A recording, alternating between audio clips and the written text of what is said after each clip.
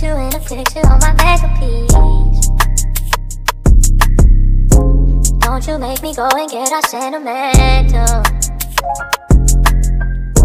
Baby, you're a dime, you're a masterpiece. In this clip you will see 30-year-old DeMonte Harris run to police and tell them his girlfriend shot him and he needs help before he dies. Then you will see him collapse.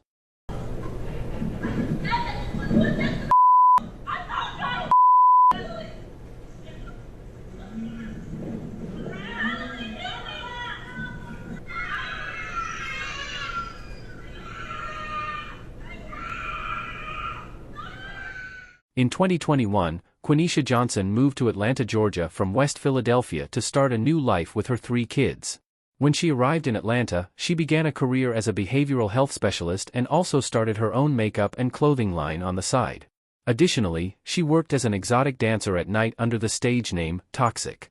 During her time in Atlanta, she met DeMonte Smith, also known as Dolo. I know this little bitch, she capping to me. I been through too much, that what happened to me. And how you want smoke, you ain't matching nothing. So I'm moving right now, they acting funny. Who originally was from St. Louis. They started dating, and Quaneesha became pregnant. However, during her pregnancy, DeMonte was involved in a high-speed chase with the police. He violated multiple traffic laws and attempted to evade the authorities for 30 minutes before crashing into another vehicle on the highway. As a result, he faced charges for possession of marijuana with intent to distribute, possession of a firearm during the commission of a felony, and had 2 active warrants for stalking and probation violation. DeMonte was subsequently incarcerated for a month, missing the birth of his child in September 2022. Upon his release, Quaneesha allowed him to stay with her and her 3 kids since he had nowhere else to go. Unfortunately, while living together, there were multiple incidents where DeMonte physically assaulted Quaneesha, slamming her to the ground. Despite the abuse, Quaneesha chose not to involve the police due to her love for DeMonte and his current probation status. Instead, she reached out to his mother for help. During the course of their relationship, Quaneesha expressed how she truly felt towards DeMonte on Twitter.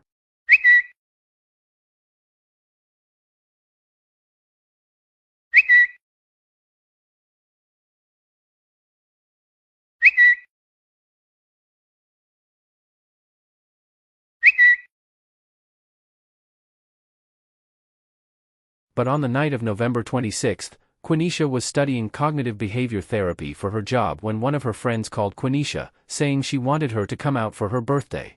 She notified DeMonte to watch after the kids, and she left at 11 p.m. to meet her friends at Zari Cafe and Lounge. As 2 a.m. rolled around, she and her friends went to an after-hour lounge called Taste. Roughly around 4 a.m., Quaneesha and her friends got into a verbal and almost physical altercation. She ran to the bathroom and called DeMonte, notifying him of what was going on and sent him her location. He told her he was going to send somebody to check up on her, but eventually, the situation died down. Eventually, she and her friends went to another after-hour spot called Future. While she was partying inside the nightclub, her phone eventually died and it was dead for at least an hour. When she went to her car to charge her phone, she had multiple missed calls and texts from DeMonte and her family wondering where she was at. She called DeMonte, and he said to her, "Where you been at? When you get here, I'm gonna beat your ass." Then he hung up the phone. It was now 9 a.m. on her way home when Quaneesha called 911, notifying them that she had received threats from her boyfriend and she was scared and wanted an officer to meet her at her house. Because Quaneesha was too far away, the police department told her to call back when she was closer. When she was closer to her house, she called 911 a second time. She was told an officer was coming, but no one showed up. As Quaneesha was waiting for the police to arrive, she parked across the street from her house in a cul-de-sac. She waited for over an hour and at one time dozed off. When she woke up, she opened her phone, looked at her cameras from inside her house, and noticed that her bedroom camera was moved. She initiated her burglar alarm through her phone, then proceeded to drive off and find a randomly parked police officer. She flagged him down and asked him to follow her home. When the police arrived, they instructed DeMonte to come out of the house. At first, he refused, but he eventually came out. Quaneesha and DeMonte were both arguing on the front lawn when the officer instructed both of them to go back inside and cool off. As Quaneesha tried to walk past him, DeMonte told Quaneesha, "When they leave, I'm gonna beat your ass." Quaneesha told the police, "Did you not hear what he just told me?" But the officer ignored her. Quaneesha asked the officers what would happen if she shot DeMonte in self-defense and told them that she had already looked up the Georgia self-defense laws. It was unclear what the officers said in response, but they remained on the scene and planned to wait a few minutes before attempting to de-escalate the situation again. Before Quaneesha went back inside, she went to her car, grabbed her firearm, put it in her pants pocket, and grabbed a tire iron. She went inside and gave her phone to her 8-year-old daughter, telling her to call 911 and to tell them that DeMonte hit her. At the time, DeMonte had called an Uber to come pick him up and take him to another female's house. He and Quaneesha began to argue. At the time, DeMonte was 6 feet 2 inches tall and Quaneesha was 5 feet 3 inches tall. He began to charge at her, she hit him in the head with the tire iron and shot him in the torso once. DeMonte ran down the steps, and as he was running away, Quaneesha kept repeating the words bye-bye to him. He ran out of the house to the police officers and told them, "She hit me in the head with a metal thing and shot me. Hurry up before I die." Quaneesha is seen on the Ring camera 20 seconds later telling the officers, "I told y'all so." DeMonte collapsed in front of the officers. He was transported to the hospital where he was pronounced dead.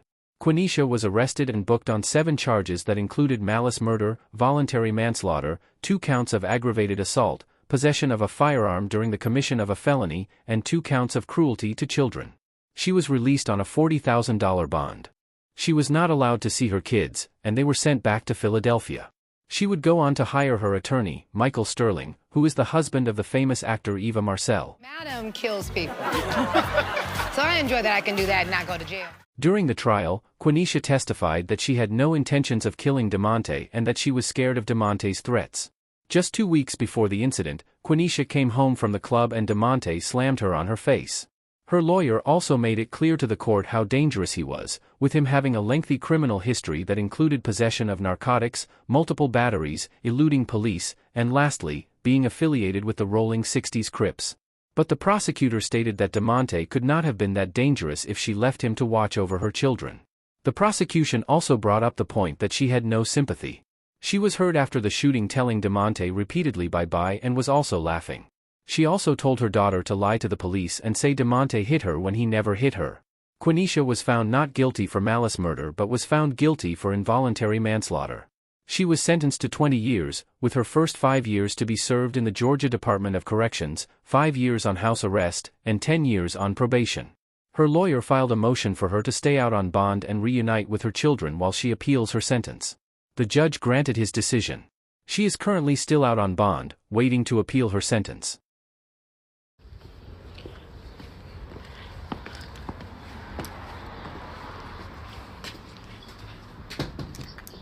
Start over.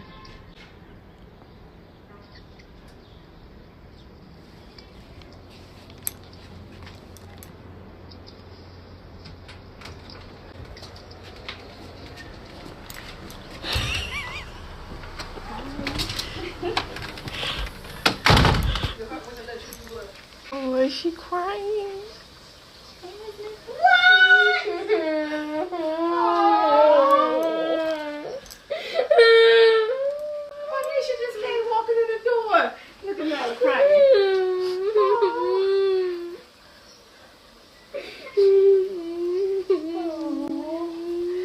Let me hold it, please.